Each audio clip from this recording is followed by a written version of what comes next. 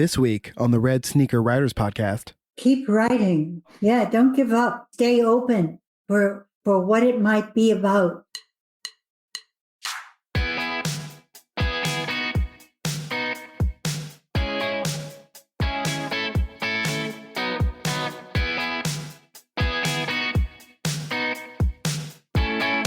Welcome to the Red Sneaker Writers Podcast. News, interviews, and writing tips for people who are serious about having a writing career and want some practical knowledge to help them achieve it. Your host is the nationally best-selling author of more than 50 books, William Bernhardt. Hello, sneakers. I hope you had a terrific Thanksgiving. We did. Lots of food, a great new board game the whole family played, Micro Macro for board game enthusiasts, and even a little time to catch up on my reading. A perfect day. Jesse, did you have a good Thanksgiving? Well, I didn't get to tell you this beforehand, but it was not an actual great Thanksgiving. It involved a trip to the emergency room. Everybody's fine, but it had a stressful component to it that I'm happy is over now. Everybody's good. It was just a little hot. Someone had a fainting spell while sitting down, but everybody's good now. So be safe out there, people. Right? It was not me. No, but I would like to give a shout out to the Broken Arrow, EMSA, and Fire Department for showing up very quickly. So, but yeah, so a normal Thanksgiving. For your typical American family. That's right. Hey, before we move on, I want to ask, you said last time you were launching a new podcast. Yes. And I know the Wheel of Time started. Did you launch the podcast? Yes. The Wheel of Pod episode 1 is out on YouTube and anywhere podcasts can be found. And we are filming episode 2 after this. So, if you're in Tulsa, check us out at the Inner Circle Vodka Bar or check us out on YouTube. And again, anywhere podcasts can be found. That is the Wheel of Pod. Fantastic. I watched the first 3 episodes that launch. I haven't read the books, unlike you. I think you've read them several times, right? But just once so far. I'm in my first reread at the moment. So I enjoyed it. What do you think? Thumbs up? Yeah, it's good. They're moving very quickly, obviously, and they obviously spent a lot of money. And it's one of those things where I think it might have been better had they been given less money. But I think it's good. There's a lot of ground they have to cover, and I think they're grabbing the important bits. So fantastic. Hey, everyone. My interview guest today is Karen Grassle, actor and writer, who you may recall best as Ma Ingalls on the Little House on the Prairie series, though she has a wide range of credits through both television and film and stage work, including the Broadway stage. She has also done some fine writing, including a breakthrough TV movie called Battered, and more recently, a memoir, which actually just came out about 10 days ago. It's called Bright Lights, Prairie Dust. I am very anxious to talk to her about this wonderful book and her amazing career. But first, the news.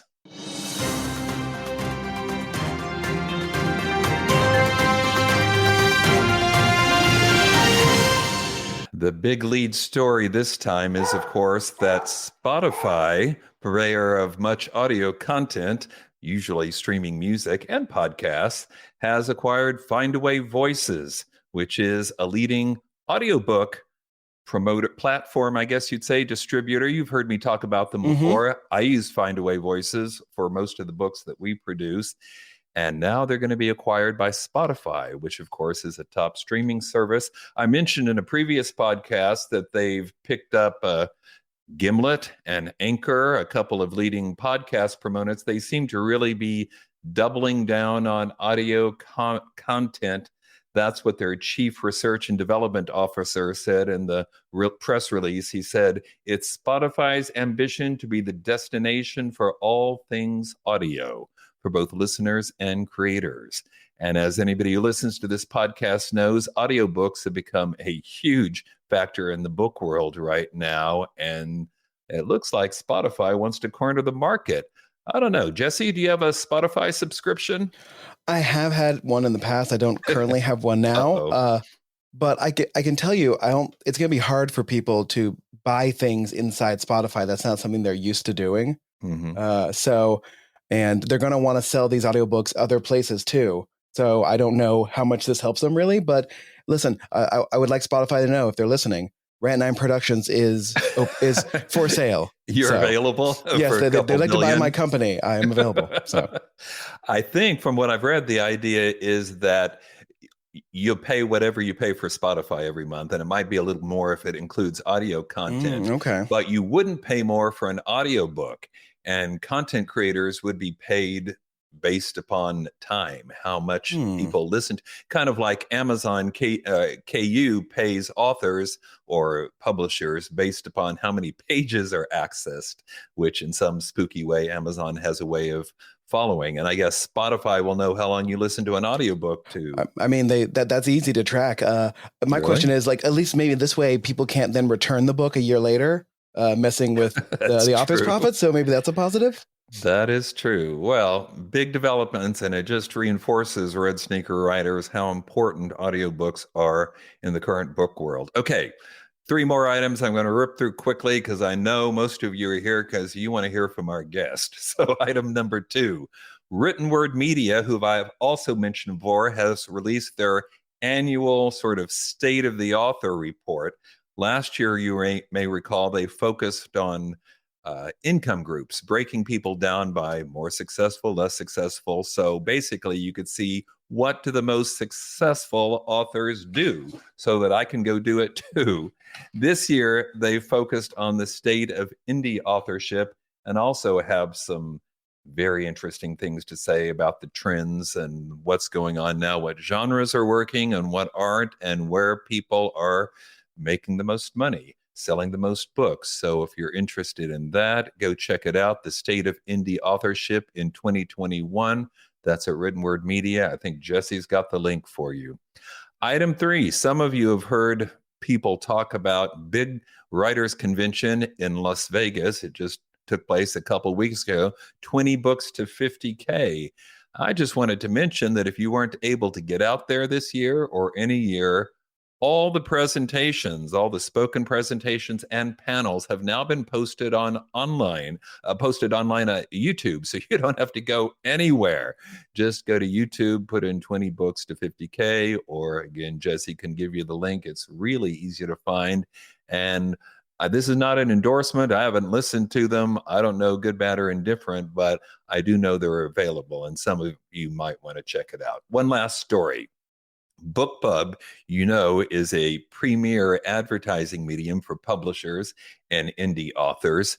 Getting a BookBub deal is a special thing that usually boosts sales because so many people subscribe to the BookBub newsletter. Well, for the first time, they've released some of the data they've collected over many years of serving readers and people who have made accounts at BookBub. So it's possible that this survey tilts a little bit toward the most, aggressive, the most voracious readers. But here's what BookBub says about their customer demographics. 76% are women, 62% are over the age of 55, 75% live outside urban areas. Well, anybody who's been in the book world for a while, it's not a big surprise to hear that most book readers and book buyers are women, but I'm not sure I would have guessed 76%, or that I would have put the cutoff, 62% over 55. So again, this is a survey you can find online and check it out. In addition to those, what tropes or ideas consistently do well on BookBub? Settings in small towns, women in World War II, Gothic vibes, submarines, children in peril, and animal nonfiction books. All of those are trending right now. All right, if that interests you, check it out. But I want to bring on our guest, who I'll just point out is an adult woman who has written a new memoir about a show that was definitely set outside urban areas and featured a lot of animals and occasionally even children in peril. Karen Grassle, are you with us? I am here. Thank you so much for joining us on the podcast. It's a real pleasure to have you here. Thanks, Bill. Thanks for having me. All right. Traditional first question, because I know you are a writer and take that seriously. If you could give writers one piece of advice, you could probably give lots, but if you could give one piece of advice, what would it be? Keep writing. Yeah. Don't stop. Yeah, don't give up. Stay open for what it might be about. You've got this wonderful new memoir, Bright Lights, Prairie Dust. How long did you, obviously you kept writing because you finished it. How long did that project take? I would say 10 years. Really? Yeah. From when you started actually writing it? Yeah, because I didn't know what I was doing. And and I wasn't sure where it was going. And so I didn't have a map or an outline. And I had a lot to learn about what is a memoir and about what is my story. And I had so many themes I was interested in and so many different interests in my life. So, trying to find my way through all that and bring a reader with me was a big challenge. And then, of course, Bill, I was also taking time off to do a play or to do an independent movie or to just live. I wasn't, I wasn't constantly working on it, but it was constantly somewhere in my mind, Yeah, I know that feeling. So why now? Or maybe I should say now, why the last 10 years that you've been working on the book? What made you decide this or caused you to decide this is the right time to tell my story? Well, I was semi-retired. I had moved to the San Francisco Bay Area. I had a lot of downtime and very few friends because I had left so many of my friends behind.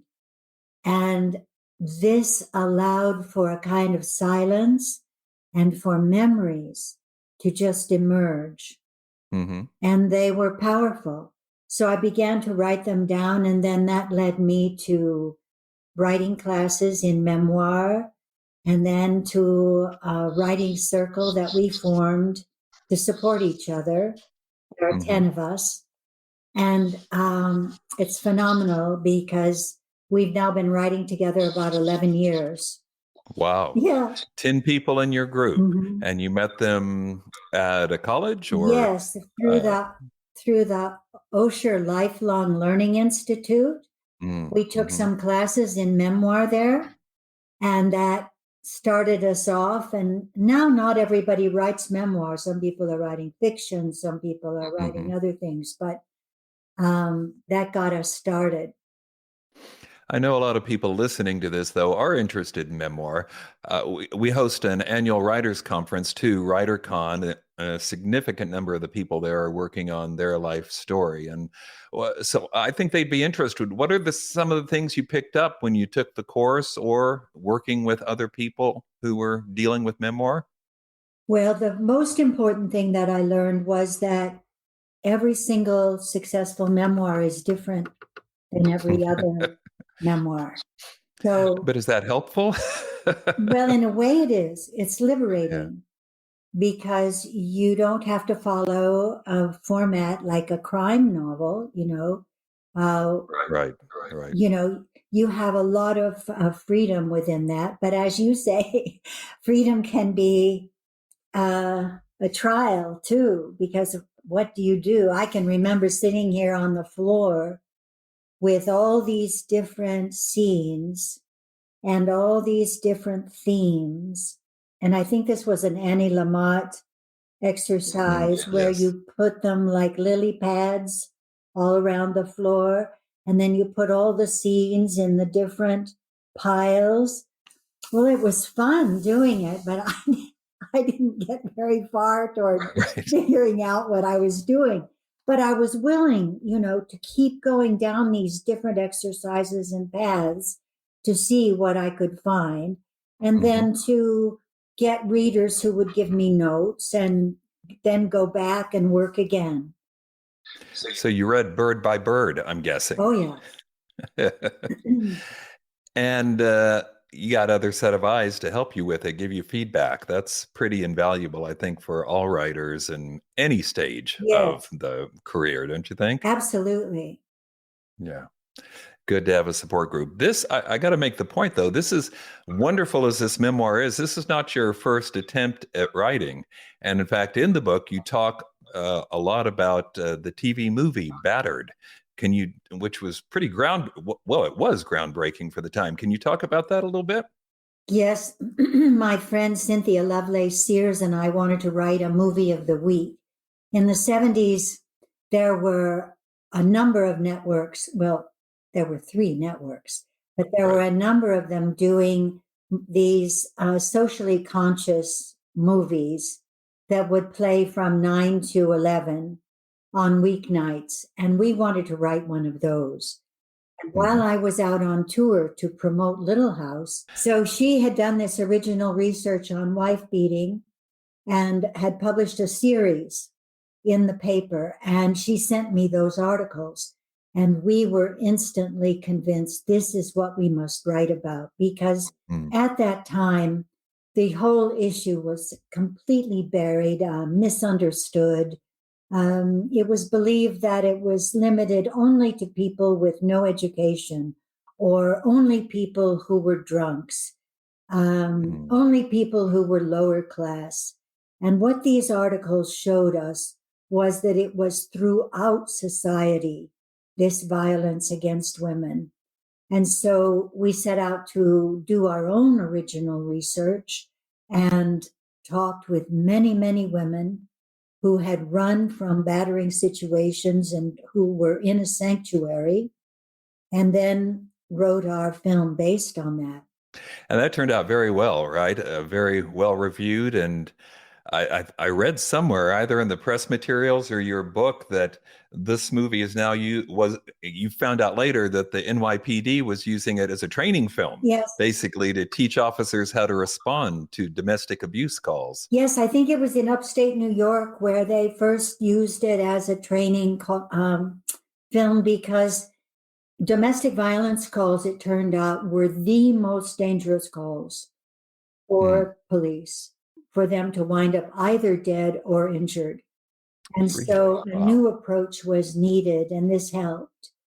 And then also we got to lobby for legislation to help support shelters for battered women. So that was marvelous. Fantastic. That's in California, Oh, I'm no, guessing? that was in D.C. Oh, Barbara terrific. Mikulski was a congresswoman at the time, and she was working on this in her committee, and they did get that passed. That is fantastic. What an accomplishment. While I'm thinking about it, let me say, because I can see people are listening to this live, if someone has a question they'd like Karen to answer, just type it into the chat box. I've got it. I can see it. Jesse can see it, and we'll make sure she answers it. Okay. I want to make the point, in addition to all the, everybody's waiting for me to bring up Little House on the Prairie, but I'm just going to make them wait for that and say that even before that, you did a lot of stage work. You studied at the London Academy of Music and Dramatic Art, right? Yes. In fact, you were there on a Fulbright grant. Am I correct about that? Yes. Holy smokes. What was that like? Fantastic. I'll bet. It was a dream come true for me. I had wanted so much to become this actor who could do all different kinds of plays, all different kinds of parts. And I wanted those skills that I knew those English actors had. And I needed a grant to go. And I was lucky I got a Fulbright, and I went there, and it was exactly what I needed. It was more than I hoped for. And we got to go to the theater night after night, cheap tickets, really the most extraordinary actors, Yes. I had never lived in such a cosmopolitan city before. So I was just drinking up everything, the symphony, the museums. It was just fabulous. Sounds fabulous. Yeah. And after that, you came home and did quite a bit of stage work, right? Yes, then I went into rep. And then after rep, I wound up in New York, thinking that I was going to go right back out to another rep company, but that didn't work out. And so had to give a shot to the Big Apple. And you were on Broadway, right? And Butterflies Are Free? Yes, and before that, I made my Broadway debut in a Lanford Wilson play called The Gingham Dog. That's right. And then also Shakespeare in the Park in New York. When you arrive in New York, they're all like, well, let me know when you're in something. So you go out and you do stock, you do rep, you do all these different kinds of jobs all over the country, and you hang on for that job in New York so you can drop them a line and say, okay, I'm in something now, come and see it. Yeah. And did they? They did. That sounds terrific. Did you have favorite Shakespearean characters? What were some of the parts you played? Oh, I was very lucky as a young woman. I got to play a lot of Shakespeare's heroines. Mm-hmm. I played Rosalind, I played Ophelia, I played Lady Percy, Lady Mortimer, Helen of Troy. Mm. And in Shakespeare in the Park, I got to play what they call the female Hamlet, because she has such a broad range of in her character. And the play is Cymbeline. It's not very well known. Except when you played it, I'm sure. And then I don't know about came that, from far and near. Hey, you did Shakespeare in the Park. In New York. You can brag a little bit, I think. Well, I'm very proud of my association there. I was a great fan of Joe Papp, and I was able to work with these wonderful actors like Christopher Walken and Sam Waterston, just marvelous, marvelous actors. Fantastic. Well, sometime in the process of your career, when I think you were doing stage work primarily, somehow this involvement with A Little House on the Prairie came along. How did that happen? Well, it came along because I was brought out to California to do an independent movie, and the movie fell through. And I landed here broke. I had spent a lot of my savings the year before doing Shakespeare in England in this small company. And I thought this movie was going to be my saving grace, but it was not. It lost its financing, and there I was sleeping on my parents' couch in California. And I found this extremely humiliating. And I thought I better go back to school and find another profession. I mean, this is ridiculous. And how am I going to do that? Well, I better get a little TV work. That'll pay for my tuition. Right.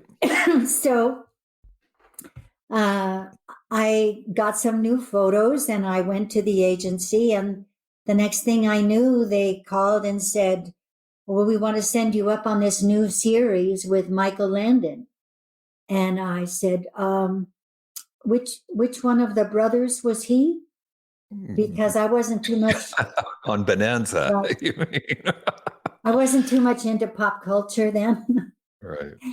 And I was like, oh, okay, Little Joe. Yeah.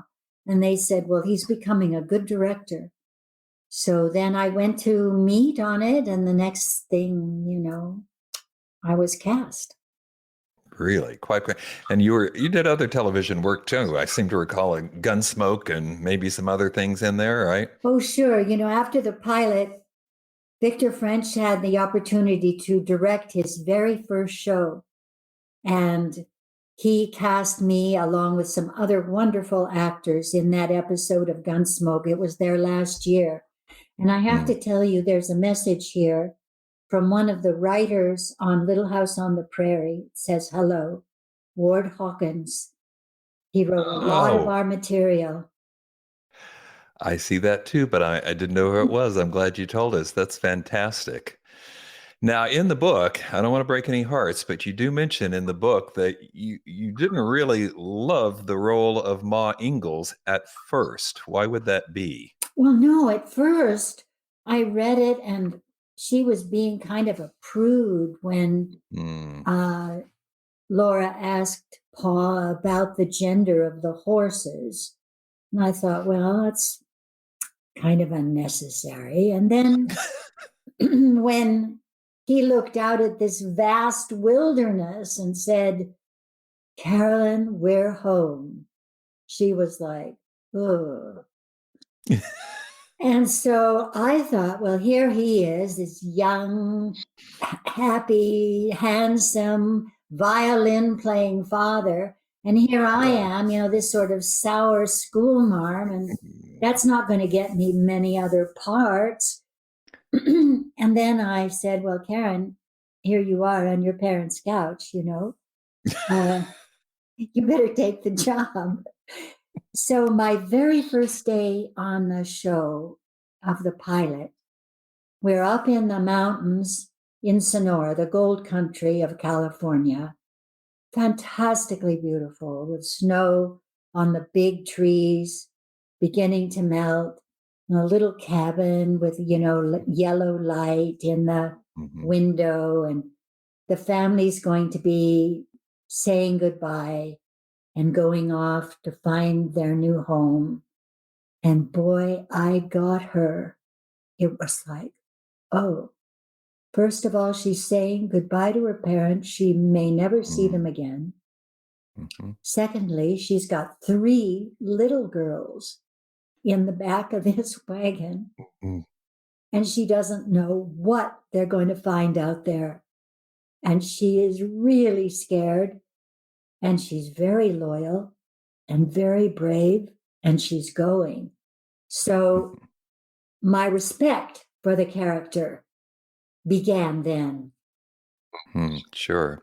Well, brave and concerned sounds better than prudish and skeptical. Well, when we're learning to act, we're taught never to judge our characters. Even if the character is, a murderer or insane or whatever, we're taught to be in the character's point of view. So it would have been a problem if I had hung on to that other judgment. Right, of course. You also talk in the book about difficulties you had on the set, and in particular, of course, with the star producer, occasionally director, Michael Landon. Can you talk about that a bit? Yes, Michael and I established a very wonderful working relationship in the early days. He was kind of bringing me along because I had never done film before, and was very patient and very encouraging during the pilot.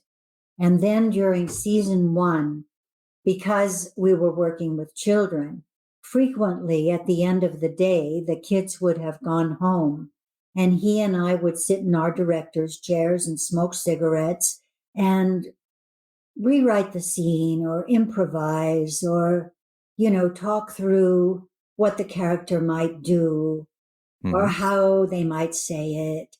And it was very creative and it was really rewarding.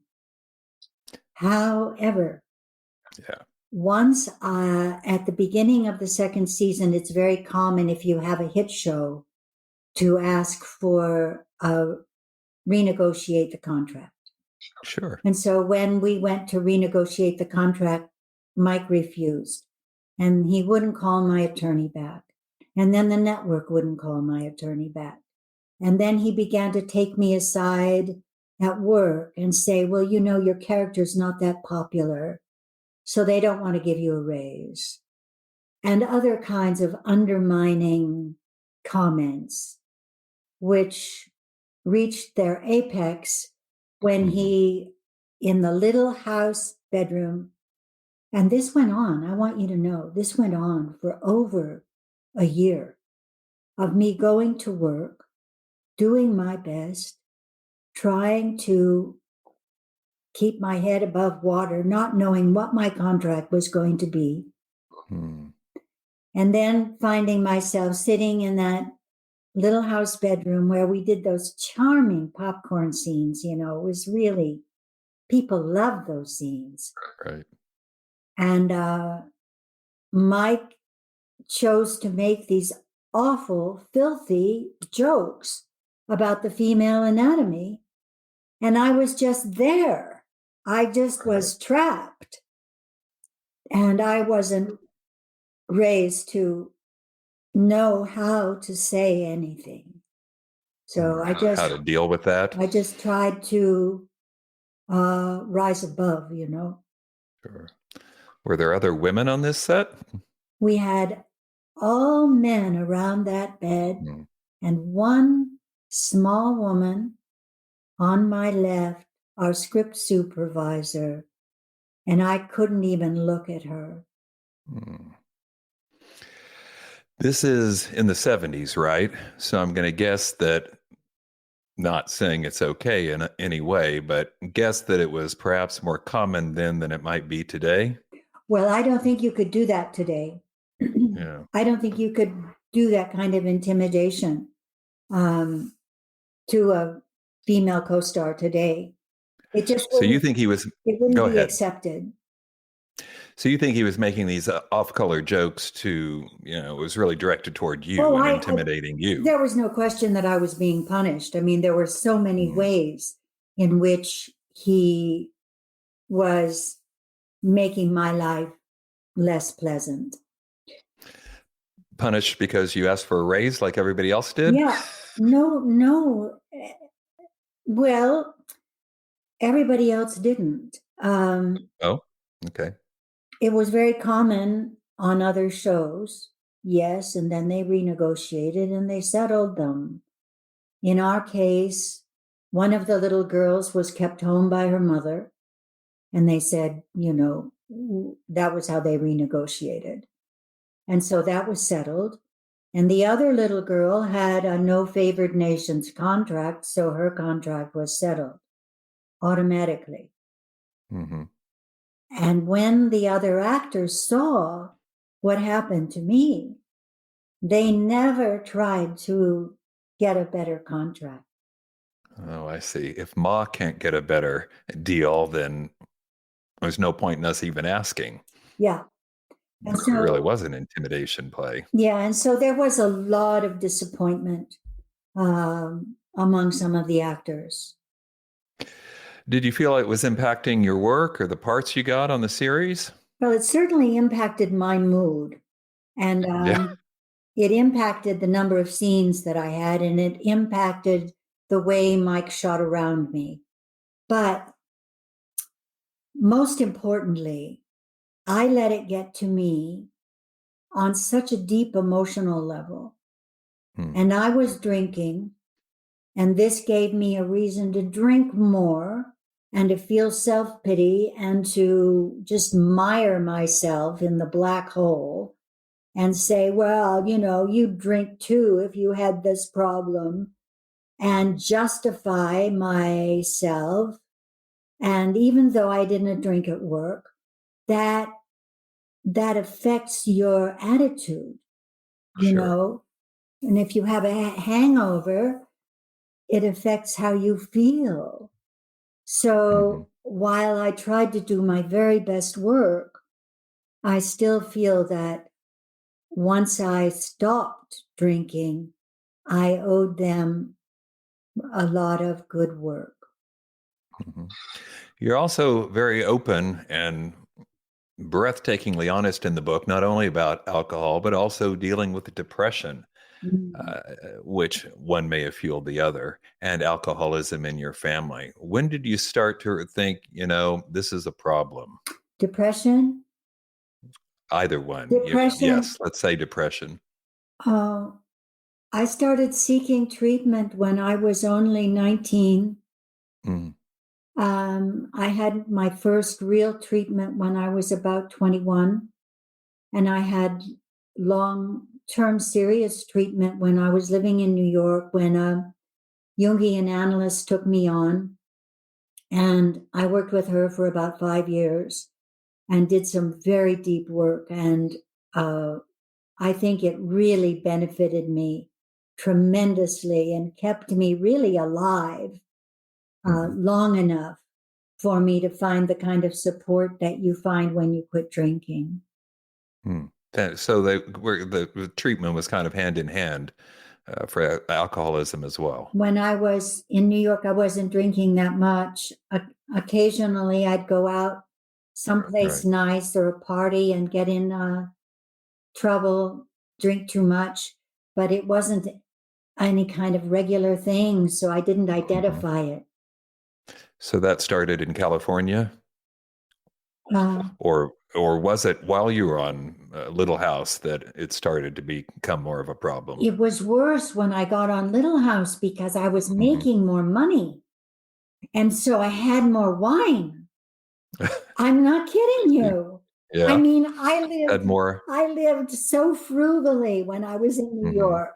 You know, there would be like 2 beers in my refrigerator. I mean, you just don't get in too much trouble with that. No. And you probably weren't living with your parents anymore either, right? Right. I see. You were on Little House. That is 8 seasons. Am I remembering that correctly? That's absolutely right. And then I think there were some movies even afterwards, right? Some Yes, after television that, I films. did quite a lot of movies of the week and episodic shows, and went off and did some plays. Okay, I've asked you about all of that kind of downer stuff. What are some of the happier memories you have from the Little House on the Prairie experience? Well, one is just working with those children, you know. Yeah. I'm very fond of children, and I didn't have children of my own. And so for me, that was a great thing to be able to be around them and be playful with them and, you know, maybe sometimes give them a little boost. So that was a blessing.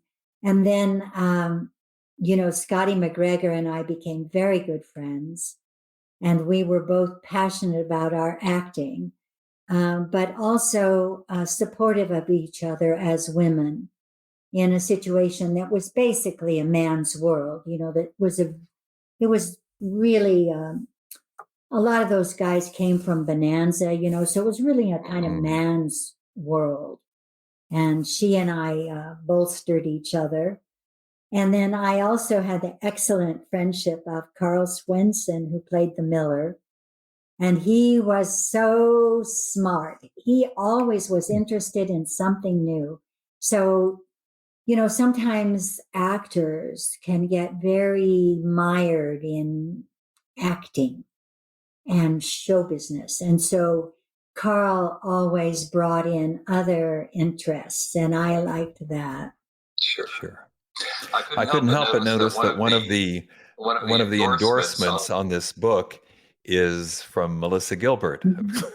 So I'm guessing you're still in touch. Well, you know, we're very lucky. I mean, this show is still on the air, and we're heading now toward the 50-year anniversary.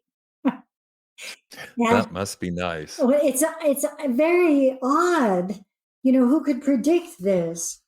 And so there are all these Little House on the Prairie and Laura Ingalls Wilder sites and museums, and they like to invite us to come to sign autographs and to bring fans there. And that gives us an opportunity to have wonderful reunions and catch up with each other.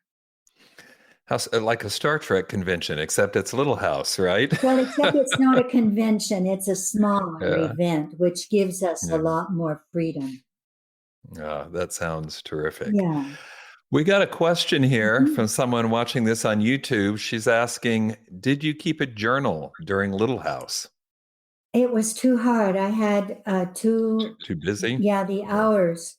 I kept a journal off and on most of my life since I was about 13.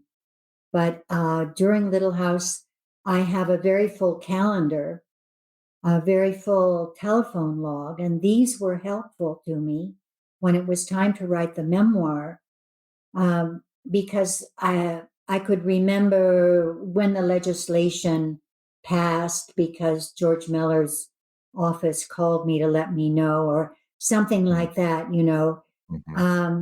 The calendars were helpful, but unfortunately, I just couldn't do a journal. I mean, the hours just were pummeling me. Sure. So you had to recreate this from memory when it came time to write the book. Yeah. But you spent 10 years on it, so I guess you had time to pull those memories back, right? Some of it was extremely vivid. Can we talk let's talk about writing a little bit. I mean, did you have yeah, I know you were doing plays and whatnot, so probably didn't write every day, but when you were writing, did you have a process? Did you get up early in the morning and write? Or are you more of a night owl, or how did that work? When I was younger, I would write late at night and I had to be inspired and things like that. But when I got really interested in the writing, I put myself on a schedule, and I'm not an early riser. I wake up, I journal, write down my dreams. I read something on a spiritual basis, and I meditate. And then I eat, and then I go to the computer. Well, actually, I wrote the whole thing on yellow pads, but I can't do that anymore. My fingers have rebelled. So now I go to the computer. And it started out where I put myself on a little schedule of 2 hours, 3 days a week. And then I had the one day with my writing circle. So that gave me 4 days. And then as it built, there came a time when I found myself working in the weekend and working more hours. And it just it had its own momentum. Well, it paid off. I've been online, and the reviews of this book are extraordinary. People are very excited and very impressed with what you've done here. So if you had and you can answer this about acting or writing, you decide, but if you could travel back in time, is there something you've learned along the way? What's your, I wish I'd known then? What would you tell the young Karen that you know now? When I was growing up, parents didn't praise their own children. Really? It was not allowed in my house. So I wish that I could tell the young Karen, you have talent, keep going. It'll be all right. Yeah. Persevere. Yeah. Well, what's next for Karen Grassle? You've had this stunning career as an actor. You've written, you've now got a memoir. What's next on the horizon? I have this movie opening today that nobody's heard about because they didn't hire a publicist until about 2 weeks ago. But if people want to go hunting for it online, they might find it streaming. It's called Not to Forget. Not to Forget. Yes, so I have to not forget to mention it. Do you know where it might be streaming? I think it might be streaming in a lot of different places, so I'm not sure. Jesse, Google that real quick. Thank you. So the other thing is that I have this idea to do a series of kind of backstage or behind the scenes stories, fictionalized, so that I can be as honest and not, not hurt people's feelings and so on. Right. That makes sense. Well, whatever you're right, I think there'll be an audience to read it, because this, I can't say enough. I'm not at all exaggerating. This is an extraordinary memoir and so well done. So congratulations on that. Thank you so much, Bill. I really appreciate it. And thank you for being on the podcast. Look at that. Available for rent on Amazon and Google Play. There you go, guys. Not to Forget with Karen Grassle, right? It's got all these Academy Award-winning actors in it. I mean, it's on Olympia Dukakis, Cloris Leachman, Lou Gossett Jr., Tatum O'Neill. They're all playing small parts, and, they just bring this marvelous gift with them. Sounds like a lot of fun. I'll check it out tonight. Okay. Thanks for being on the podcast, Karen. Thanks for having me. What a terrific interview. Hey, just a reminder to everyone that I also have a new novel out. That's Exposed, Book 2 in the Splitsville Legal Thriller series. And this is new. We've got a Christmas anthology out called Christmas Tapestry, and I have one of the novellas in it. This is something a little bit different should get you in the holiday spirit. I'm one of 6 writers who contributed to the book. Everybody writing novellas involving their series characters. So it's basically like a sampler. You can get a taste of a lot of people's serious work and decide what's going to be your next big reading jam, all right? And while I'm thinking about this, let me just mention that on the next episode of this podcast, which will live stream on December 9, it's going to be our holiday jam. And all 6 authors who contributed stories to this anthology, Christmas Tapestry, will be on at the same time. It's going to be a party, so you want to be there. Let me also mention that if you're writing or aspiring to write, join our Facebook group, Red Sneaker Writers, so you can get daily updates, all right? Until next time, keep writing, sneakers, and remember, you cannot fail if you refuse to quit. See you next time.